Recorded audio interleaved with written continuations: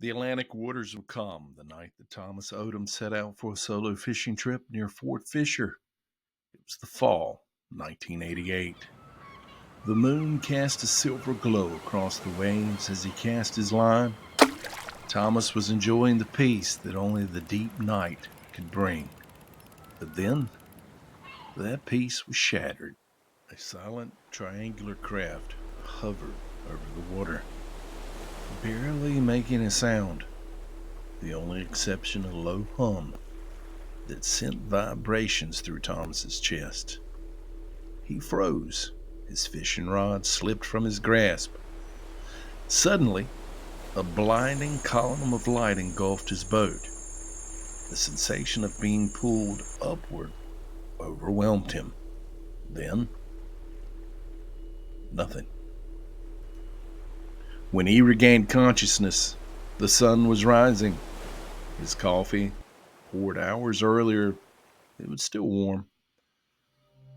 But his watch, well, it showed 6 hours of his life had vanished.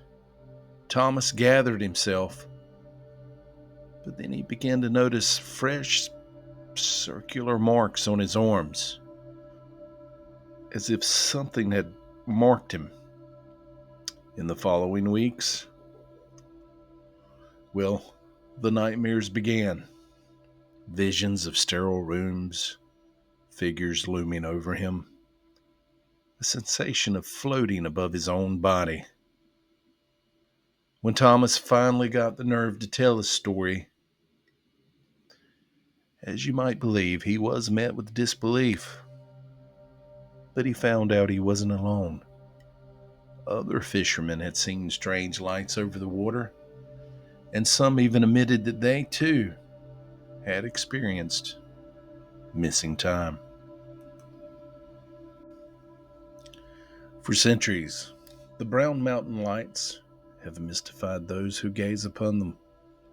The flickering orbs, sometimes white, other times reddish orange, they appear above the Pisgah National Forest, seemingly moving with an eerie intelligence all their own. Scientists have theorized about gases, atmospheric reflections. Some even say it's seismic activity. But for those who have encountered them up close, these lights hold a far more terrifying truth. In the early 1980s, a group of 4 campers set out into the Brown Mountains. They were eager to catch a glimpse of the famous lights. They hiked deep into the forest and set up a camp on a ridge with an unobstructed view of the valley down below. As night fell, the lights, well, they appeared. First distant and bobbing, and then suddenly rushing toward them. The campers were at first completely exhilarated, and that faded as they quickly became uneasy. Then came the deafening silence. No wind, no crickets, just an unnatural stillness filled the valley. Before anyone could react, everything went totally black. Hours later, they awoke in a different section of the forest. Their sleeping bags and belongings were all scattered. The fire they had built was still smoldering, but their watches all showed 4 hours had passed. One camper, we'll just refer to him as David S., experienced months of nightmares afterwards. Visions of tall, thin figures examining him under blinding lights, his body paralyzed, unable to move, his thoughts invaded by something non-human, otherworldly. Locals whisper that the Brown Mountain Lights are more than just a natural phenomenon, that they were a beacon for something watching from above. It was a quiet September evening in 1967 when Harold Dees drove home through the back roads of Edenton, North Carolina. His old pickup truck rumbled along the dirt path. The field stretched endlessly on either side. He was only a few miles from home. That's when he saw it. A gleaming object hovering over a pasture, his metallic surface reflecting the moonlight. Thinking it was a downed plane, Harold pulled over, and as soon as he stepped out of his truck, the craft released a blinding light. Harold's entire body seized. He was paralyzed. Suddenly, shadowy figures emerged from the craft, tall, with elongated heads and thin fingers. Though their mouths never moved, Harold could hear them speaking inside his mind. Then, everything went dark. When Harold came to, he was sitting in his truck, some 20 miles away. No memory of how he got there. His gas tank, it was nearly empty. His watch, well, it indicated a total of 4 hours had passed. Harold was scared, shaking. He drove home. Later that day, he discovered small burn marks on his arms. The local sheriff, he dismissed his story. But others in town reported seeing strange lights that night as well.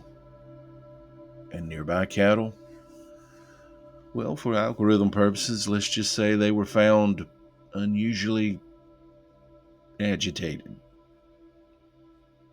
as if disturbed by something unseen. Bobby Andrews loved hiking alone in the Great Smoky Mountains, often venturing into uncharted trails. But on an autumn morning in 1992, Bobby's trek into the wilderness led him straight into something beyond human comprehension. Bobby's last radio call was to the ranger station, a normal call. He reported having a great view, weather was great, and he had plans to return by dusk. But Bobby never came back. The search team found his campsite intact, his gear untouched, but no sign of Bobby. Days later, a hunter reported finding a man wandering in a daze, almost 40 miles from Bobby Andrews' last known location. It was indeed Bobby. He was in a state of confusion, completely unable to explain what had happened. His clothes were clean, though. His boots, they showed no signs of a 40-mile trek. And the only thing he kept repeating over and over again was simply, "They let me go." When he finally spoke in full, he described a flash of light, the sensation of being weightless, and strange figures examining him in a glowing white room. The strangest part, Bobby's watch showed that only 2 hours had passed, despite the fact that he had been missing for a total of 5 days. Bobby Andrews left North Carolina soon after and has never spoke of the event again. In 2009, a truck driver named Jerry McCullen was traveling down a remote stretch of highway near Asheville, North Carolina, when his rig's electronics suddenly shut down. A brilliant light flooded the road ahead, revealing an enormous disc-shaped craft. Jerry said he exited his truck, and suddenly an unnatural stillness surrounded him. The air felt heavy, and time seemed to stretch, and his body was locked in a strange paralysis. Now later, Jerry described himself being back inside his truck, hours missing from his memory, His CB radio crackled. Another driver's frantic voice asked if he'd seen the light too. Jerry's hands trembled as he checked his watch. And just like in all the other stories tonight, it was 3 hours later than what he had remembered. Following the incident, nightmares began to plague him too. Visions floating through endless, cold, white corridors. Instruments being pressed against his skin. Inhuman eyes staring deep inside his soul. Skeptics, well, they dismissed his story too. But the strange burn marks on his arms and the magnetic interference with his truck that night, well, they remain unexplained.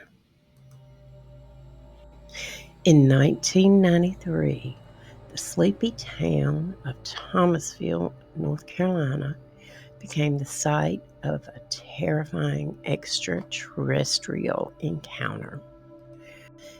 Bethany Caldwell, a single mother, had just put her children to bed when a piercing hum filled the air. Looking outside, she saw an enormous triangular craft hovering above the fields behind her home. Before she could scream, her body stiffened and an invisible force pulled her skyward. Bethany awoke on a cold metal table, unable to move. Shadowy, thin figures surrounded her, their almond-shaped eyes unblinking. They communicated without speaking, showing her images of Earth's fragile future, wars, disasters, and a warning about humanity's fate. Then, as suddenly as she had been taken, she was back in her living room. Hours had passed.